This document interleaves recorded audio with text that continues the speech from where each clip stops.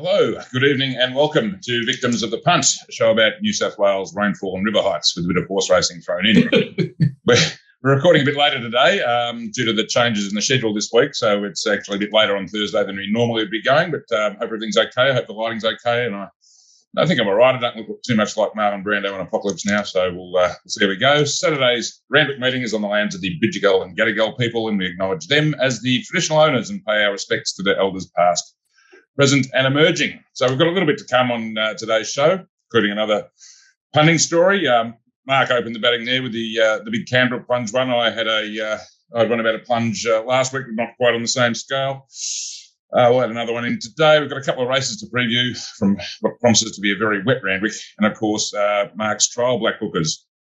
And one of my last week's blackbookers, Troach, turns up in race one, I believe, on Saturday. So do you think it's a good race for that one, Mark? Look, she has drawn near the inside, but she has had one start on a very heavy track, and she ran fifth in one of the lead-ups to the slipper. Now, I think the winner was Fireburn, and She's Extreme ran second, so I think it's a pretty good form line. She was found wanting the last little bit over the 1,200 in that race, but obviously she resumes here over 11, which I think is much more to her liking. I thought she got through the ground okay in that race, and I can't see the track being any worse than it was on that day. So I think she's got a great chance. Look, there's plenty of hopes in the race. There's been good money early for Gallant Star, who had a couple of trials for Annabelle Neesham and dead set couldn't get out of its own way, but now it's gone to Dubbo. It's won two straight and was the first one they hooked into when the markets went up. Midnight in Tokyo is another one who could improve. Was very fierce outside the lead last start and's got good wet form, and Luna Volante's trialled well since it won in the wet. So, look, it's not an easy race, but I think she will, by the same token, run a very good race if the inside is okay, which is drawn down near the fence. Thanks for that, Mark. Very comprehensive. Almost an extra race preview at no extra charge. Sorry about that. Invoice him later. Mark Rhoden, what's ReadyBet offering the punters this week? Yes, sponsor of the show, my new venture, ReadyBet. We've got money back for second, first three races, every Australian track every day, as per usual. And look, after tonight, I'll be tuning into Geelong, Melbourne, and you probably will too, Rob. Mark might have a glance at Cronulla versus Melbourne. On every AFL or NRL game this year, if you have a head-to-head bet and your team's leading at halftime and get rolled, money back up to 50 in bonus bet. So they're the two main ones we've got at the moment, but we're always looking to add more. So check out the website, readybet.com.au, or find us in the App Store. All right, time for another quick story, and back to Mark Rhoden again this week. Concerning one of his mates who managed to get something out of Lasquetti's Spirit, the famous Oaks win, and who could forget Britton Abdullah's bow, which will never be beaten as the best post-race salute of all time. That was good, wasn't it? Daring tactics that day. We'll have to rope you in next week too, Rob, while I remember, for a story. I'm sure you've got plenty of yard-related yarns from over the years. But anyway, back in 2015, I was working for Sportsbet, doing Sydney, obviously. Took the Thursday off, didn't go to the races, just went to the local and had lunch and a couple of beers and a couple of bets. It was a very nice afternoon in the sun in the beer garden that day. This is the day Lasquetti's Spirit on the Oaks at 150 to 1, which blew everyone out of the quaddie, or so I thought.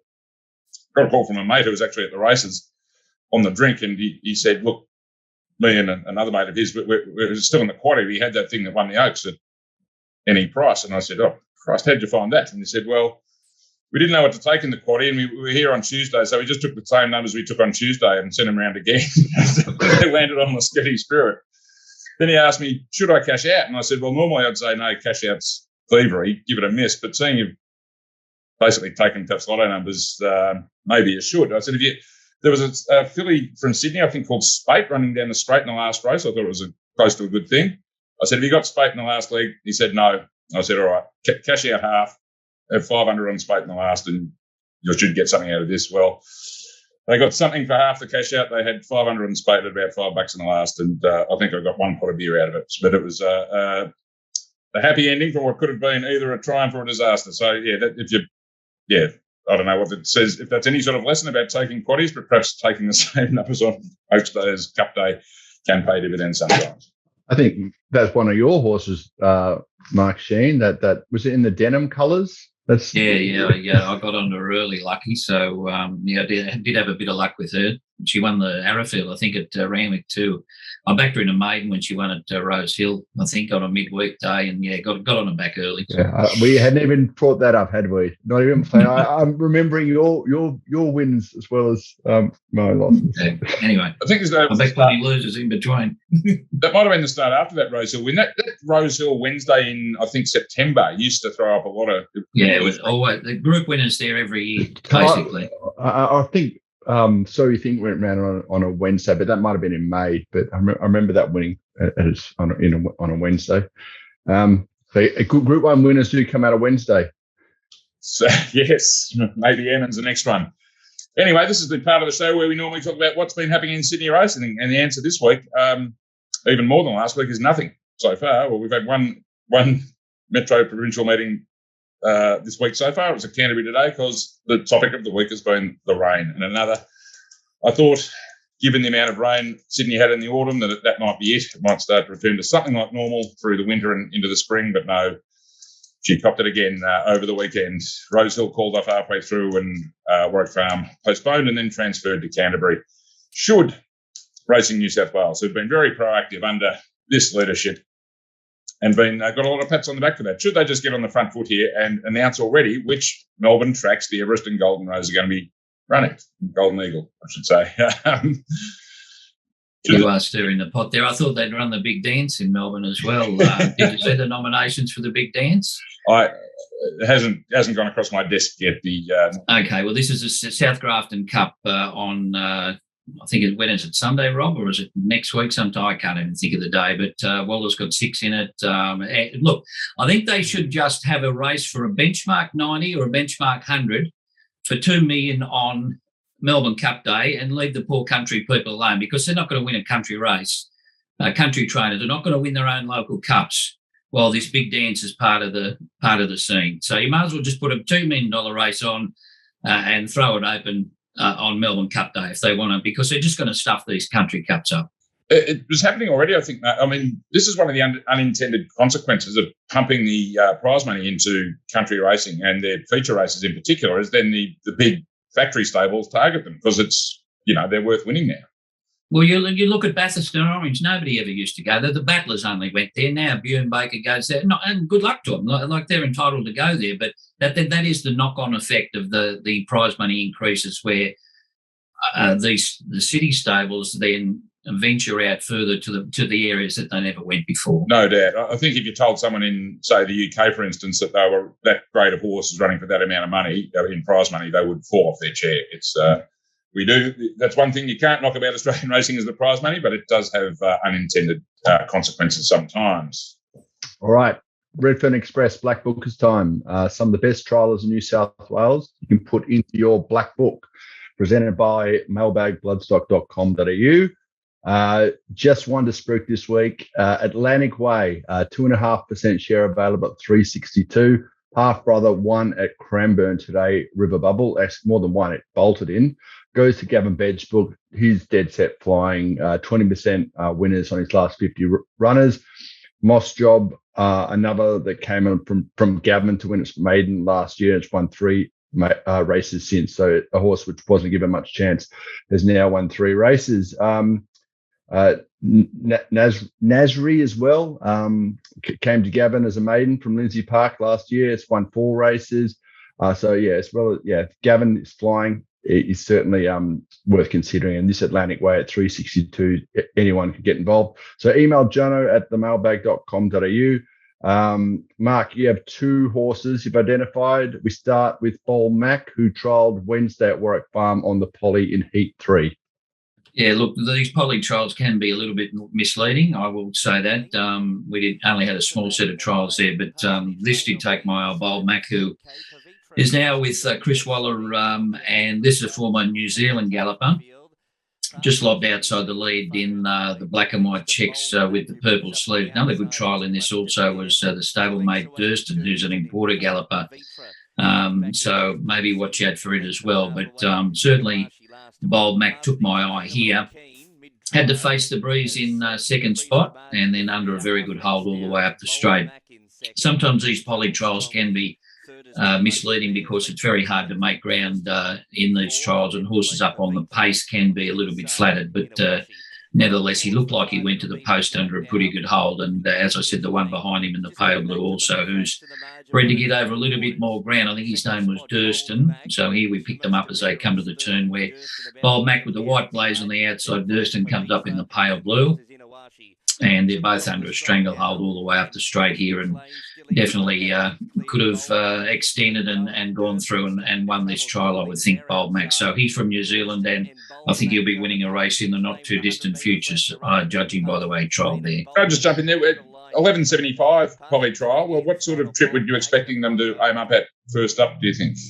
Look, I think he's probably about a 1,400-metre horse myself, just looking at that trial. I haven't delved into his form too much to tell you the truth, but just looking the way he settled there, he didn't look a mad puller or anything like that. So I think around that 12-14 mark would probably suit him.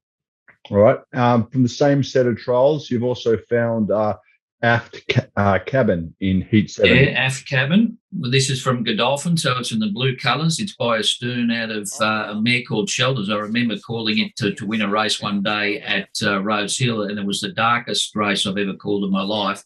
I think Godolphin had 5 in it. You couldn't tell them apart. I was just dead set praying that it was Shelters. Anyway, it was. But this horse this was its second trial. It had a trial at Warwick Farm a few weeks back. Huey Bowman rode it there and dead set gave it lockjaw. And here it races up into about third spot 3 wide. The stablemate Romius is in the white cap on the outside, comes at it. But Aft Cabin is under a pretty good hold here all the way up the straight. Look, I think this is probably provincial grade, probably provincial Saturday, or maybe midweek. I don't think he'd be up to Saturday classes as yet, just judging by the time they ran. But he hasn't been let go in 2 trials. Showed a bit of ability. Nicely bred. I think he's one to follow. Excellent. Thank you very much for that, Mark. Hope everyone's made a note of them. They've got a very good strike rate so far from limited numbers, but we've got Troach going around on Saturday, so we'll be watching that with great interest and watching these two when they turn up with great interest as well. All right, we've got a couple of races to look at Randwick on Saturday. But firstly, we should mention that Mailbag is powered by Punting Form, the best database in racing. Find out more at puntingform.com.au. Now, we've got a 9-metre rail, a track, obviously a heavy 10 at the moment, but with better weather forecast, wouldn't be a bit optimistic to tip an upgrade? Oh, geez, we've had a lot of rain, haven't we, Rob? I'm not sure it'd improve that much. It was a bog at Canterbury today, and we've had a lot of rain. So I think you're looking at genuine heavy trackers. Yeah, sure. Okay, well, and the 9-metre rail maybe brings on paces into play a little more? Yeah, I'm not sure about that. I think we had an 8-metre rail over the carnival, but they backed up week to week there, which, might have worn the track out with big fields. So, I'm not sure. They might get wide here. We had an 11-metre rail not long ago, didn't they? And they were on the outside fence. So. Yeah. And that was probably about as wet as this is going to be. Yeah. A couple of historical examples where, even though it's in the heady range, it's been a bit inside-ish and on pace-ish. But I think when it gets to this, heavy 10-plus sort of stuff, which we expect it to be, then it does sometimes become a bit of a race to the outside fence. But as always, we'll wait and see there. Now, the other bit of data we need to look at, we just had a look at the overall meeting data from Punting Form there, is the jockey data. Now, a couple of things that caught my eye, just having a glance at this earlier today, in the last 100 rides data, which you can find on Punting Form. 2 names that stood out to me were Sam Clipperton, going at 19% strike rate and 21% profit on turnover in his last 100 rides. And believe it or not, good old G. Schofield, 15% strike rate and 37% profit on turnover in his last 100 rides. The much maligned G. Schofield. Everyone on Twitter likes to give it to him if they do their money on a horse he's ridden, but the stats say otherwise. Anyway, that's something to consider if you're having a bet. He's back from injury and he's got a hunger about him. He said before he went away from it, he had a big operation or something, but he's he got his eye in for sure. But judging by those stats, it's just not me just saying that. It proofs in the pudding, 37% pot. Certainly does. So don't be afraid of backing good old G. Schofield. Now, the first race we're going to look at is race 6 on the card, the Precise Air Handicap, a benchmark 78 over 1,100 metres. And I'll give you the main ones in Ready Bets Market. Now, we've got number 1, Easy Single at 310, 2, Snow Zone at 7, 4 Stoical at 8, 6 Conscript at 750, 7 Saquon at 850, 9 Fast Coney at 8, and 11 Curtis Island at 10, but it will come out almost certainly having run at Canterbury today, so just be aware there might be a little deduction there. Mark, we'll throw over to you. Yeah, look, I thought Conscript was a very good run first up. Now, this is a horse who, as we pick up the action, is nearly last on the rail with black and red and white striped sleeves. This horse, at just about every start in its life, has led. It didn't begin all that well the other day. Tim Clark elected to go back looking for cover as a result from a wide barrier, and he ended up second or third last. Admittedly, he did come up the inside, which was the fast lane, but by the same token, he'd given away all his advantage in the early stages of the race. He's had a run on a slow track, which he won. He's had a run on a heavy track, which he's won. And I can't see a lot of speed in this race. Probably easy single a lead, and I reckon Conscript will be right outside him. So I think around that $758 mark, I think he'll be right on the bunny here without a lot of pressure in the race. And I think he can run an improved race from first up. He trialled particularly well going into that race. So I think he's worth a bit of value there in race number 6, Conscript. Rob, you'd know a few of these from seeing them in the yard. Do you have anything to add at this point? Look, I was dirty on myself. I didn't tip old mate Julian Rock the other week. He's always a bit of a yard standout. And but for me, I'd be happy to be chasing my money on easy single. I thought it ran very, very well last start by not a single doubt. It's never run on the heavy, but he's had 5 starts in the. I'm just looking at Riser, 5 starts on the soft for 3 wins, 2 seconds, and not a single doubt. One of the better wet track size. So I'd probably be leaning towards him. Saquon is another decent wet tracker, and watch out for Paul Perry at the moment. We've got to pull out his stats next week, but I think they're better than they usually are. Thanks for that, Rob. Yeah, I'll just add an opinion. I got potted by you for not offering opinions last week. A friend of mine's in the ownership of Easy Single. Hello, Rory, if you're watching. He swears blind this will fly. The wetter the better, he says. It'll fly on a wet track. I think it's around its right price. I thought the one Mark mentioned, Conscript, and maybe Snow Zone on the very wet track had chances at slightly better odds, but that's just my 2 cents. Anyway, we move over to the other race we're going to preview on Saturday. It's race 7, the Bowman's Handicap, benchmark 88, over 1,200 metres, and we'll just have a look at Ready Bet's market, and I'll run you through the main chances here. Number 1, Innkeepers at 11, 3, Dream Circle 13, 4, Lord Olympus 11, number 9, Snippy Fox at 6, 11, Waihaha Falls, $2.60, clear favourite. And number 13, the Melbourne visitor, Sir Galahad, at 9. Mark, I think I know what you found here. Can you confirm my suspicions? Yeah, look, I tipped him last week, Waihaha, but we didn't get to see him go around. So I had a perfect record last week with the tips. So anyway, look, he's had 1 start on a heavy track. I remember him winning there on the Kensington track at his first start in a race on a heavy by Sacred Falls. Lightly framed type, will look very forward first up. Admittedly, that's getting a bit skinny now, but I think with no weight on his back, Reece Jones is riding winner after winner, would win on a broomstick at the moment. And I think this sets up really well for him. He should just lob, probably just on the back of the speed, probably maybe 5th or 6th spot. Here he is here. Lovely ride the other day, white with the green cross sashes, so green striped sleeves, I should say. Moves up at the rise, runs really strong sectionals. And as I said, I don't think he'll be. I don't think any worry with the wet track with that breed. It's already proven in it. So just staying at 1,200 might be the slight query, but I'm sure that John O'Shea's kept him nice and fresh, and I think he's definitely the one to beat. Snippy Fox might be the fly in the ointment. She's a good wet tracker, and she had trialled disgracefully going into that first up run in the June Stakes. Big drop in grade here, and she does swim, as I said. I think she'll be a lot closer in the run. So maybe if you're looking for a bit of value away from the Waihaha Falls, it might be the improver Snippy Fox. But I think Waihaha sets up nicely to win. Rob, any of your old friends here? Not really. I don't like jumping on other people's horses, not my horses. But I did like the way Waihaha Falls got through the line.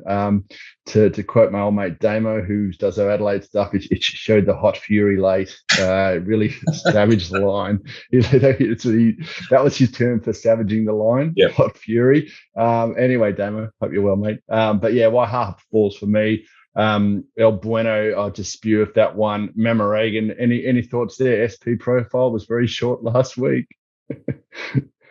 Leave me in a Mamaregan. What's 22 runs since it won, isn't it? Yeah. How it won the Skyline and hasn't been cited since. Unbelievable. It should have won the Sires.